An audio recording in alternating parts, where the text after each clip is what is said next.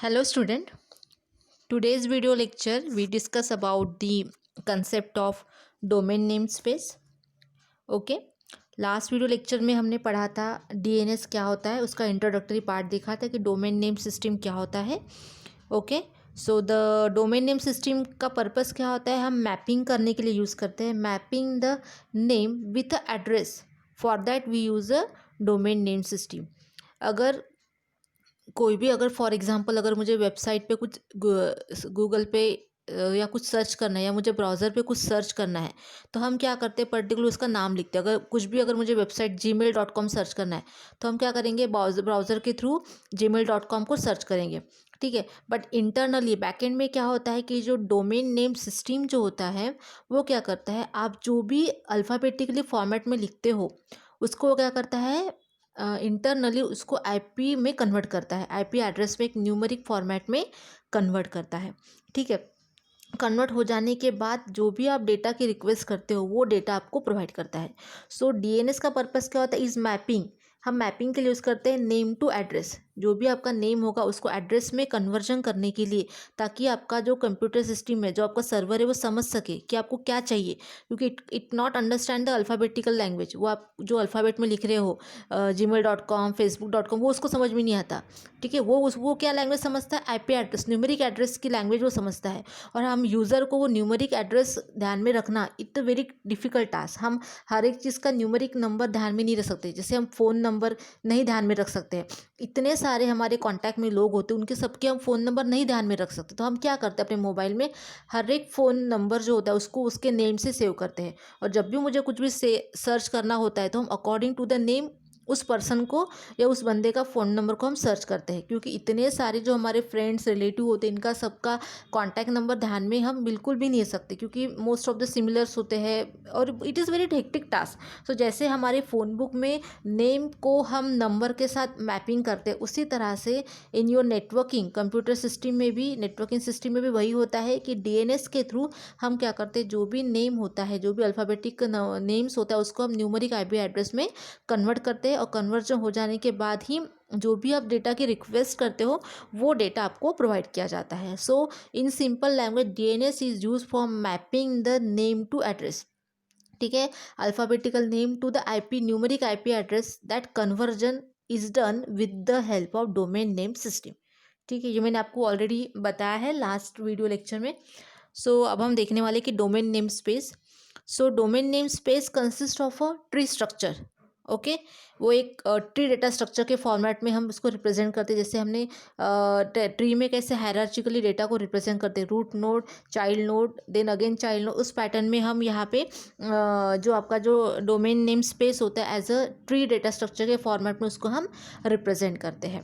Okay so जब भी हम बात करते हैं कि हमारा आईपी एड्रेस की मैपिंग नेम से होनी चाहिए, जब हम बोलते हैं कि हमारा जो भी आईपी एड्रेस, जो भी हमारे सिस्टम का आईपी एड्रेस है या जो भी हम डेटा को सर्च करना चाहते हैं उसका जो भी आईपी एड्रेस है, क्योंकि कंप्यूटर को तो आईपी एड्रेस ही समझ में आता है, उसको वो नेमिंग सिस्टम समझ में नहीं आती. ठीक है, जो भी सर्च इंजन के थ्रू, इंटरनेट के थ्रू जो भी हम डेटा सर्च करना चाहते हैं वो according to the IP address में कन्वर्ट हो जाने के बाद आपकी जो रिक्वेस्ट होती है, जो भी आप डेटा को रिक्वेस्ट करते हो वो रिक्वेस्ट आईपी एड्रेस में कन्वर्ट हो जाने के बाद ही सर्वर तक पहुंचती है और सर्वर उस आईपी एड्रेस के थ्रू आपको डेटा आपके कंप्यूटर सिस्टम पे प्रोवाइड करता है. ओके सो जब भी हम बात करते हैं कि हमारे आईपी एड्रेस की मैपिंग नेम के साथ होनी चाहिए, सो नेम्स क्या, तो नेम्स यूनिक होने चाहिए. क्योंकि इंटरनेट पे इतने सारे सिस्टम कनेक्टेड होते हैं, इतने सारे रिक्वेस्टेड आती जाती है डेटा के लिए, तो वो हर एक का जो नेम्स होना चाहिए वो कैसा होना चाहिए, यूनिक होना चाहिए.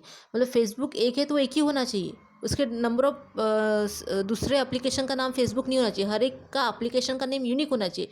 जीमेल एक ही होना चाहिए, भले जीमेल जैसा काम आपका याहू भी करता होगा, रेडिट भी करता होगा, लेकिन हर एक का जो नेम है वो डिफरेंट होना चाहिए. दो वेबसाइट का या दो प्रोसेस का सेम नेम नहीं होना चाहिए, यूनिक होना चाहिए. ओके सो तभी हम आईपी एड्रेस के थ्रू उसकी मैपिंग कर सकते हैं. तो नेम्स मस्ट भी यूनिक होने चाहिए. ओके सो इससे मैंने बताया कि अगर ऐसा नहीं होना चाहिए कि आपका जीमेल एक है, एक डोमेन नेम है फॉर एग्जांपल, तो उसके अगेंस्ट दो दो आईपी एड्रेस है. ठीक है, ऐसा बिल्कुल भी नहीं होना चाहिए. Name space must be unique होने चाहिए, because address must be unique. क्योंकि आईपी एड्रेस जो सबका होता है वो हर एक का यूनिक होता है. जैसे हमारे कंप्यूटर सिस्टम का आईपी एड्रेस जो वो यूनिक होगा, आईपी एड्रेस जो 32 बिट्स का होता है वो हमेशा यूनिक होता है. ठीक है। सो उसी तरह से आपका जो नेम्स है वो भी यूनिक होने चाहिए, ताकि हम हर एक नेम्स को according to that IP address allocated कर सके, मैपिंग कर सके। जीमेल एक है तो एक ही होना चाहिए, ठीक है। जीमेल के दो तीन पैटर्न नहीं होने चाहिए, फेसबुक एक ही होना चाहिए, व्हाट्सएप एक ही होना चाहिए, ठीक है। हर एक एप्लीकेशन का, भले ही वो दो एप्लीकेशन सेम वर्क कर रहे हो, लेकिन एप्लीकेशन का जो नेम है या जो भी आप डेटा सर्च कर रहे हो उसका जो नेम है वो यूनिक होना चाहिए। Okay, so here we say the definitions of the name space. Name must be unique because the address are unique. जो मैंने अभी बताया आपको, नेम हमेशा यूनिक होने चाहिए क्योंकि जो आईपी एड्रेस होता है वो क्या होते हैं, यूनिक होते हैं। Okay, a name space map each address to unique name. क्योंकि नेम स्पेस का काम क्या होता है, नेम स्पेस हम क्यों यूज़ करते हैं, वो मैप करने के लिए। वो क्या करता है, एड्रेस को नेम के साथ मैप करता है, ठीक है। सो द नेम स्पेस क्या करता है, map each address to unique name. वो क्या करता है, हर एक एड्रेस को उसके नेम के साथ, यूनिक नेम के साथ मैप करता है। इसलिए नेम आपके हमेशा क्या होने चाहिए, यूनिक होने चाहिए। Name space we can say it is a abstract space or collection of all possible addresses, names or identifiers of the object on a network, or we can say the in the internet network or the internet. Okay, so name must be unique होने चाहिए, ठीक है। Then उसमें अब names में name space क्या होता है, it map the each address to unique name. Name space का काम क्या होता है, वो एड्रेस को मैप करता है किसके साथ, यूनिक नेम के साथ। ओके, सो उसमें दो पैटर्न्स होते हैं।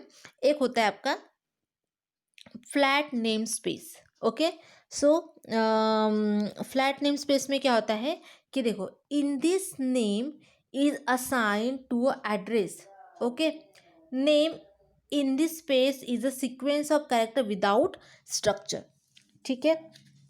सो नेम स्पेस में क्या होता है, नेम्स मे और may not have a common section. Okay, so if they do not do if they do they we can say that if they do it has a no meaning. Okay, names जो होते हैं वो common section में नहीं होने चाहिए।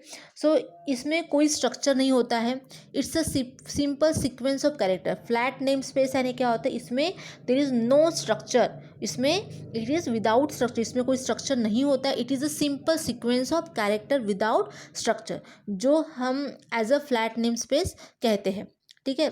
But इसमें disadvantage ऐसा होता है कि ये लार्ज सिस्टम के अंदर यूज़ नहीं हो सकता।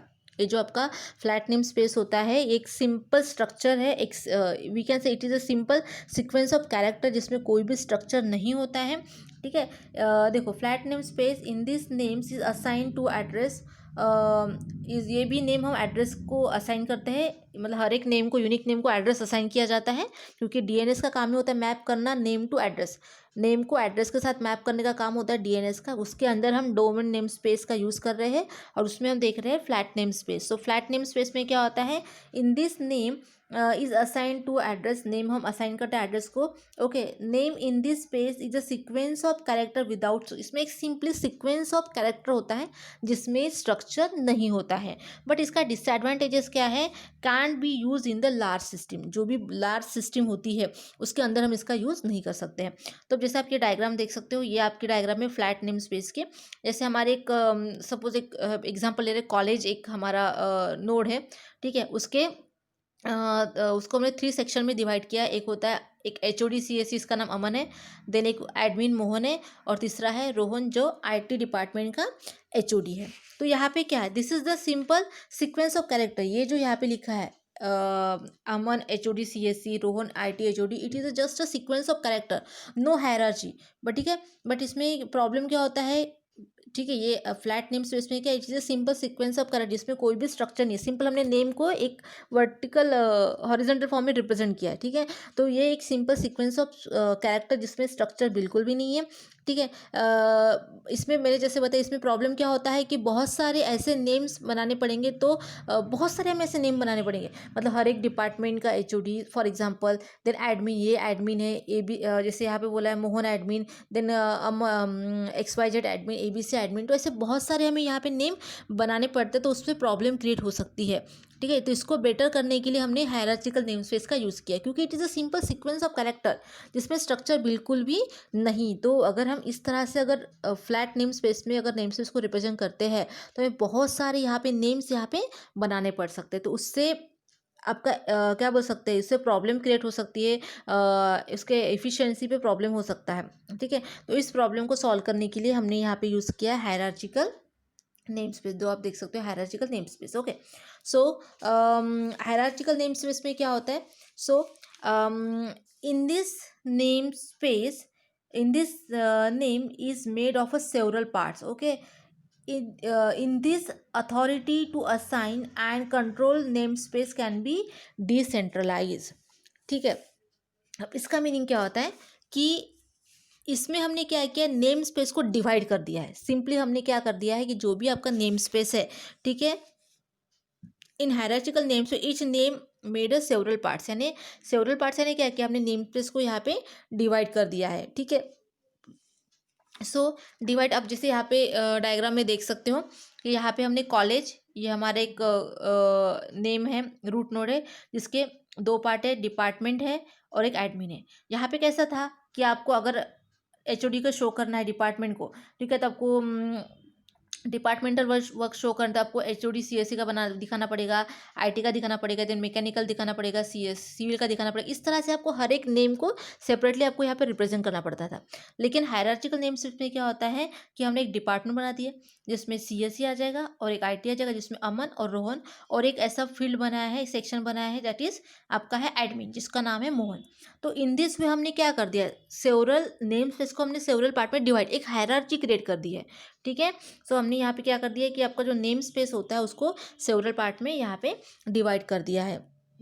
अगर this is this is a hierarchical, जिसकी मदद से नेम जिसकी वजह से जो भी नेम्स होते हैं वो ज़्यादा से ज़्यादा यूनिक हम बना सकते हैं with a less effort. Hierarchical name space की मदद से क्या हो सकता है, हम बहुत ज़्यादा नेम्स को क्रिएट कर सकते हैं, बट वो always are unique and it require the less effort. Okay, this is about the hierarchical namespace. Okay, now next one is the domain namespace. Okay, so अब domain namespace में क्या होता है, so domain namespace जो होता है it works on the hierarchical namespace। पहले बात तो ये होती है कि ये हायरार्चिकल namespace में वर्क करते हैं, जैसे ये जो आपकी हायरार्चिकल namespace है इसको ये इसमें ये वर्क करता है। ओके, तो domain namespace it works on the hierarchical namespace, ठीक है। सो अब देखो, it is design to have a hierarchical namespace. In these names are defined are inverted tree structure with the root at the top. Okay, अब इसमें बोला inverted tree structure में क्या होता है कि ये इन्वर्टेड ट्री स्ट्रक्चर के फॉर्मेट में डिफाइन करता है नेम स्पेस को। इसमें रूट जो नोड होता है वो टॉप में होता है, ठीक है। इन जनरल हायरार्चिकल नेम स्पेस में क्या होता है, या आप हायरार्चिकल ट्री स्ट्रक्चर में अगर इन जनरल आप ट्री डेटा स्ट्रक्चर की अगर बात करें उसमें क्या होता है, रूट नोड टॉप में होता है और उसके जो भी चिल्ड्रंस होते हैं या लेवल्स होते हैं वो बॉटम में होते हैं, ठीक है। तो उसी तरह से ये इन्वर्टेड ट्री स्ट्रक्चर को फॉलो करता है, जैसे आपका इन जनरल ट्री स्ट्रक्चर होता है उसी तरह से रूट नोड जो होता है वो एट द टॉप में होता है। Okay, so a tree can have only 128 levels, level 0 to 127। इसमें जो लेवल्स जो होती है ट्री की वो कितनी होती है, this hierarchy has a multiple levels, कितनी होती है 0 to 127, दैट इज 128 लेवल्स होती है एट, और उसमें रूट एट द टॉप में होता है। It means the inverted tree structure, ठीक है। इन्वर्टेड ट्री स्ट्रक्चर का मतलब क्या होता है कि रूट नोड जो एट द टॉप में होता है एंड उसमें ओनली 128 लेवल्स होती है। 128 लेवल्स यानी रूट लेवल 0 टू लेवल 120 तक की इसमें हम लेवल्स को रिप्रेजेंट कर सकते हैं, ठीक है। तो ये डायग्राम देखने से पहले हम थोड़ा सा लेबल और डोमेन नेम को देख लेते हैं कि ये क्या होता है, ठीक है। सो लेबल में क्या बताया है कि each node in a tree has a label. In general भी अगर आप देखते हो कि हर एक जो नोड होती है, ठीक है, अगर हम नोड को लेबल देना चाहते हैं, ठीक है, हर एक को अगर नाम देना चाहते हैं उसको हम बोलते हैं लेबल, ठीक है। जितने भी नोड होते हैं उस नोड को हम क्या देते हैं, नेमिंग करना, यानी उसको लेबल देना होता है, उसको हम बोलते हैं लेबल देना। ट्री की हर एक नोड का एक लेबल होता है, हर एक नोड का एक नाम होता है, जो कि एक स्ट्रिंग होता है, वो एक स्ट्रिंग फॉर्मेट में होता है ना, ठीक है। So each node in a tree has a label which is a string, जिसमें 63 कैरेक्टर्स में, उसमें वो जो स्ट्रिंग जो रहेगी आप उसमें एट मैक्स 63 कैरेक्टर्स ही रख सकते हो, उससे ज़्यादा नहीं रख सकते हो, ठीक है। हर एक नोड को एक नाम होता है, उस नाम को हम लेबल ऐसे बोलते हैं, और उसका जो लिमिट होती है मैक्सिमम कितने कैरेक्टर हो सकते हैं उसमें, उस स्ट्रिंग में 63 कैरेक्टर्स उसमें हो सकते हैं, ठीक है। देन नोड का जो लेबल होता है वो हमेशा नल होता है या एम्प्टी स्ट्रिंग होता है। जो भी रूट नोड रहेगी उसका जो लेबल रहेगा वो हमेशा क्या रहेगा, एम्प्टी रहेगा, जिसको हम नल स्ट्रिंग भी बोलते हैं या एम्प्टी स्ट्रिंग भी बोलते हैं। ठीक है। Then DNS requires that the children of a node have different label to ensure uniqueness of the domain name। ठीक है, तो हर एक लेबल एक डिफरेंट होना चाहिए, हर एक नोड का लेबल ये क्या होना चाहिए, डिफरेंट होना चाहिए। यही इंश्योर करता है कि आपका डोमेन नेम ये यूनिकनेस है। ठीक है, जो भी जितने भी हर एक नोड जो होगी, जितने भी चिल्ड्रन होंगे, उन सबका जो लेबल होगा, उनका सबका जो नेम होगा वो डिफरेंट होना चाहिए।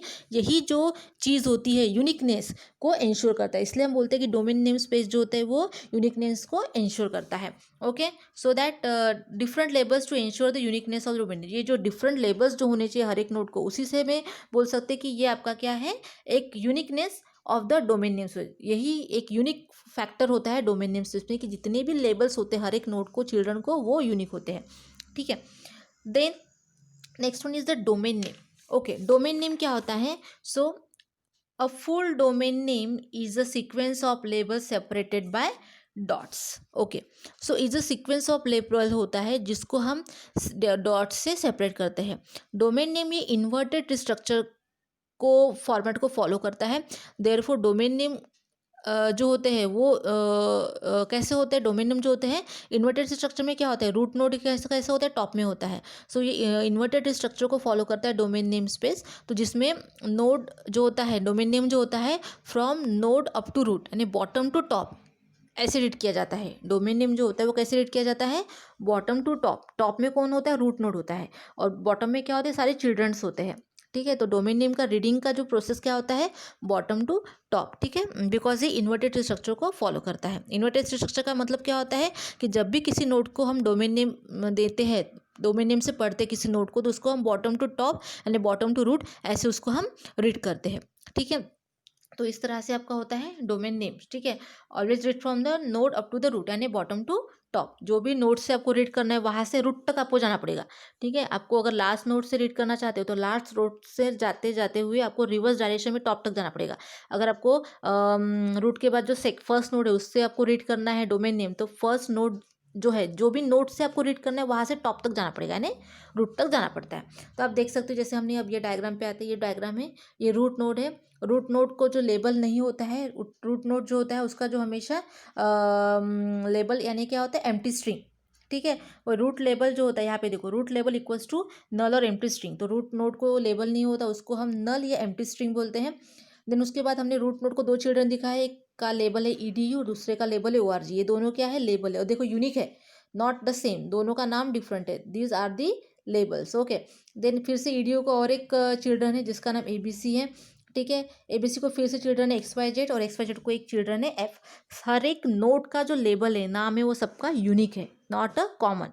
ठीक है, सेम नहीं है, इसलिए it is the domain name space. This is label, different label, it ensure the uniqueness of the domain name space. Okay, ठीक, डोमेन नेम्स। ठीक है, तो अगर मुझे डोमेन नेम पढ़ना है, फॉर एग्जाम्पल मुझे F नोड का डोमेन नेम पढ़ना है, तो कैसे डोमेन नेम क्या करता है, इन्वर्टेड स्ट्रक्चर को फॉलो करता है, यानी नोड टू रूट।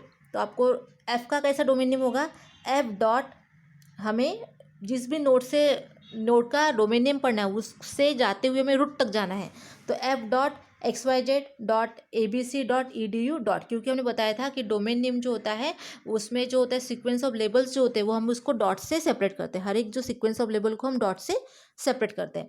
ठीक है, जिसलिए आएगा जिस नोड, अगर मुझे F का डोमेन नेम लिखना है तो कैसे लिखेंगे, F डॉट ऊपर जाते जाते हुए XYZ.ABC.EDU डॉट।